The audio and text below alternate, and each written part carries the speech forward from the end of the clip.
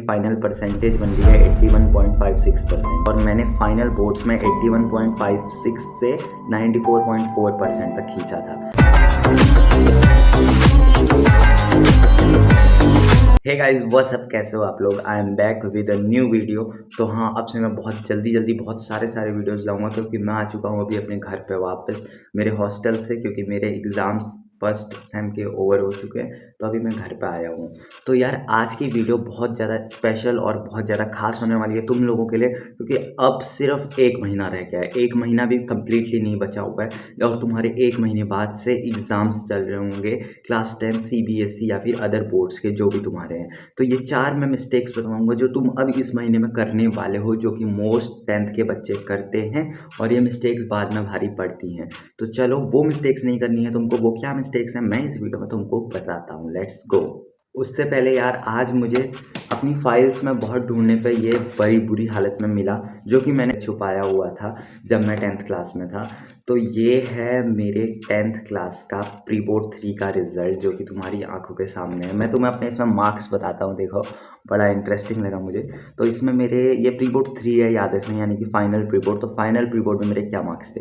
English में है मेरे 80 में 73, हिंदी में है मेरे 80 में 75, मैथमेटिक्स में है मेरे 80 में 55, साइंस में है मेरे 80 में 63, सोशल साइंस में 80 में 63 और IT में है 50 में से 38। टोटल है 450 में से 367 और मेरी फाइनल परसेंटेज बन रही है 81.56%। प्रिंसिपल ने रिमार्क दिया, well done, can do much better. तो ये था मेरे 10th के प्री बोर्ड 3 का रिजल्ट और मैंने फाइनल बोर्ड्स में 81.56 से 94.4% तक खींचा था।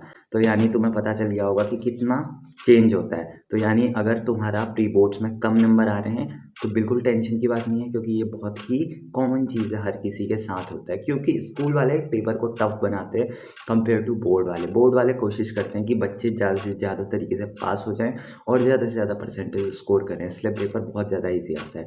तो चलो ये देख के तुम्हारा कॉन्फिडेंस थोड़ा अप हो गया होगा। तो अब मेन चीज़ की बात करते हैं, 4 चीज़ों की बात। जैसे कि फाइनल महीना रह चुका है तो ये गलतियाँ तुम्हें नहीं करनी है। सबसे पहली गलती, मेन सब्जेक्ट जैसे कि मैथ्स और साइंस, इनके चक्कर में तुम हिंदी इंग्लिश को भूल जाओ। हिंदी इंग्लिश की लगातार प्रैक्टिस करो। उसमें जो फॉर्मेट्स होते हैं, वो जो लेटर राइटिंग अलग अलग चीज़ें होती हैं, उनको फिर रिवाइज करते रहो। क्योंकि तुमने मेरे प्री बोर्ड 3 में भी देखा, यही सेम कहानी प्री बोर्ड 2 और 1 में थी। सब में भले मार्क्स कम होते हैं, हिंदी इंग्लिश में मैंने कभी अपनी ग्रिप कमज़ोर नहीं पड़ने दी, क्योंकि यही है बोर्ड्स में, 10th के हो चाहे 12th के हों, तुम्हारे नंबर बढ़ाने की यही है। तो हिंदी इंग्लिश को भूलने की गलती मत करना, पहले मिस्टेक है। और दूसरी मिस्टेक जो कि तुम करने जाओगे वो ये है कि मैथ्स में टफ चैप्टर की प्रैक्टिस करोगे बहुत ज़्यादा। जैसे कि ट्राइंगल्स या कोई और चैप्टर भी होते होंगे 10th में, तो इन टफ चैप्टर्स की वजह से तुम ईजी चैप्टर्स को छोड़ दोगे या फिर कमज़ोर कर लोगे उनको। जैसे क्या होगा, टफ तो कमज़ोर पड़ ही रहे हैं, जो ईजी हैं कम प्रैक्टिस की वजह से वो भी कमज़ोर हो जाएंगे। इसीलिए मैथ्स में ईजी चैप्टर्स की भी लगातार प्रैक्टिस करनी है और टफ चैप्टर्स की भी। अपने पास पूरा दिन बचा है और पूरा दिन बहुत बड़ा होता है, बहुत सारे घंटे होते हैं, 24 घंटे आराम से तुम इसमें, मैं बहुत टाइम है कि तुम इजी चैप्टर्स की प्रैक्टिस भी कर लो, टफ चैप्टर्स की प्रैक्टिस भी कर लो। कोई 10th की मैथ्स बहुत ज़्यादा हार्ड नहीं होती कि तुम्हारे घंटे बीत जाएंगे एक ही प्रॉब्लम को सॉल्व करने में। इसीलिए टफ और इजी दोनों को एक बैलेंस बना के चलना है, ठीक है। थर्ड मिस्टेक है साइंस मैथ्स, इन 2 सब्जेक्ट की वजह से ये गलती मत करना कि तुम अपनी SST को भूल जाओ। क्योंकि SST यार, हिंदी इंग्लिश के बाद अगर कोई सब्जेक्ट है जो सबसे ज़्यादा स्कोरिंग है वो है SST। और SST को बच्चे एकदम अंडररेटेड कर देते हैं, मतलब सोचते हैं कि यार इसमें नंबर आ ही जाएंगे, ये इतना टफ नहीं है, लास्ट दिन रट लेंगे, बीच की छुट्टियों में पढ़ लेंगे तो हो जाएगा। लेकिन ऐसी गलती तुम मत करना यार। थोड़ा थोड़ा ही पढ़ो, भले ही रोज़ एक एक चैप्टर पढ़ो, लेकिन SST पढ़ो, उसको टाइम दो। रोज़ के रोज़ SST नहीं पढ़ोगे ना तो जो बीच की छुट्टियां होंगी उनमें तुम्हारे लिए दिक्कत हो जाएगी, तुम मैनेज नहीं कर पाओगे टाइम को। उस समय लगेगा इतना बड़ा सिलेबस है, इतनी छोटी छुट्टियां हैं, अब क्या करें, अब तो फंस गए। थोड़ा थोड़ा सब पढ़ के जाएंगे और लास्ट में क्या होगा, तुम्हारे 80 में से नंबर बनेंगे 61 62, यहीं पे परसेंट घटती है, ठीक है।